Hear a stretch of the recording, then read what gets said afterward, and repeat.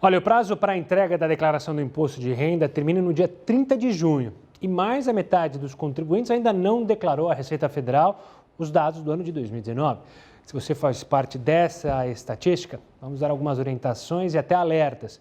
Para isso, eu chamo aqui para conversar com a gente o Leandro Batista de Oliveira, contabilista e especialista em finanças. Leandro, obrigado por falar conosco. E eu já vou com a primeira questão. Apesar da gente já estar há algum bom tempo sabendo das novas regras desse ano, quais são as mudanças do imposto de renda neste ano que a gente deve ficar atento? Olha, a principal mudança é justamente a prorrogação do prazo, né? O prazo inicial era em abril e ele foi prorrogado para o dia 30 de junho, agora neste ano, né? Além disso, algumas informações elas são necessárias para o preenchimento. CPF de dependentes, número de matrícula de imóveis, tem algumas informações adicionais que devem ser preenchidas na declaração. Leandro, muita gente às vezes se esquece, tudo bem que a gente já passou um bom período do início da entrega das declarações, mas sempre que entrega antes, recebe antes, né? E hoje a gente tem, inclusive, novidades sobre esse tema, né? A grande novidade é que quem já fez a declaração, embora o prazo de entrega ainda não tenha sido expirado, já começou a receber a restituição. Então, a grande novidade deste ano é justamente isso, né? Antes mesmo do final do prazo, você já tem aí um lote de contribuintes que já está recebendo a sua restituição. Leandro, para quem não conseguir entregar ou perder o prazo, quais são as penas, as multas? Olha, a multa, ela tem um valor mínimo de R$ 165,74 para quem não entregar e vai até 20% do imposto devido, né? Esse 20% do imposto devido é que é um pouco perigoso para quem não fizer essa declaração dentro dos prazos. Além disso, você pode ter problemas no seu CPF, ter problema para poder tirar passaporte, para poder obter um crédito e até vender um imóvel sem esse CPF regularizado. Leandro, para quem está fazendo a primeira vez que faz a declaração, quais são os maiores erros ao declarar o imposto de renda e que podem ocasionar problemas para frente? Olha, a Receita Federal faz muitos cruzamentos de dados, né? Então, esse é o grande risco. Exemplos aqui muito corriqueiros, né? Previdência privada. Tem dois tipos, PGBL e VGBL, só que só a PGBL é dedutível.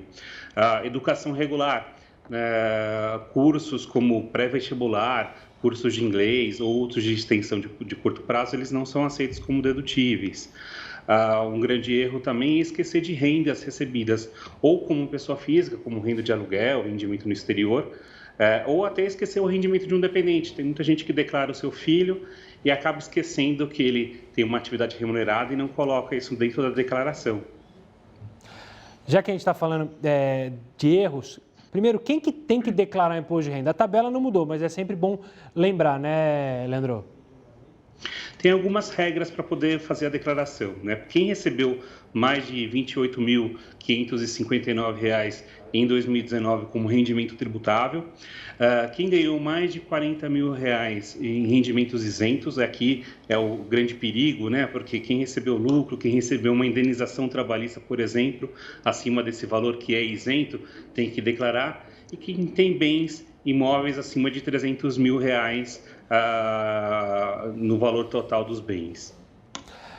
Vamos falar sobre vendas e aluguéis, porque também muita gente esquece de declarar esses itens, venda de carro, venda de apartamento, aluguel de apartamento. Como é que funciona? Qual o perigo para você não cair numa roubada?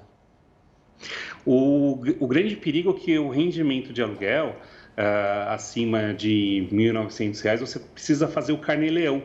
E daí você vai descobrir isso muito provavelmente no momento de fazer a declaração que você tinha que recolher o carnê-leão. Então, quem não fez o carnê-leão com os rendimentos recebidos de aluguéis, precisa fazer nesse momento, recolher valores de impostos com atraso e com multa, para não ter um problema maior na entrega da declaração. Tá? Assim como a venda de imóveis, né? Muita gente também esquece de fazer o ganho de capital. Então, a venda de um imóvel ela é tributada e o imposto pago no mês seguinte que você recebeu esse rendimento. só que muita gente vai se lembrar disso no momento da declaração. Então, são eventos que acontecem antes que você precisa ficar atento para não ter o erro no momento de declarar.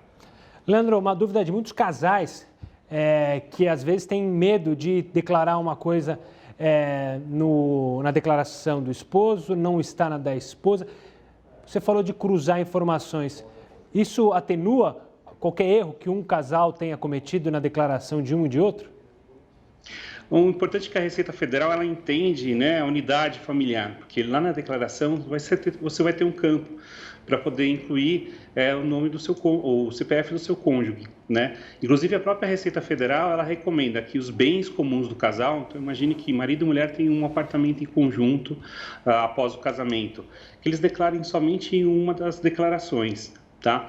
E então a Receita Federal acaba entendendo a renda total. Existe muito receio, né? Porque muitas vezes um ou outro ganha um pouco mais, só que tem aquelas movimentações financeiras, né? Em contas conjuntas, por exemplo, mas isso é atenuado porque a Receita Federal entende. Então, coloque o CPF do seu cônjuge dentro da declaração para não ter esse tipo de problema. Leandro, eu quero agradecer demais a sua participação aqui conosco, tirando todas as dúvidas sobre esse bicho de 7 cabeças que é a declaração do imposto de renda. Um forte abraço e até uma próxima. Se você gostou dessa entrevista, não se esquece de se inscrever no nosso canal e também compartilhar essa entrevista. Lembra que aqui no YouTube é muito simples, clica no sininho de notificação que vai aparecer aí e receba informações sobre os novos conteúdos que toda a nossa equipe produz para você. Tchau, tchau.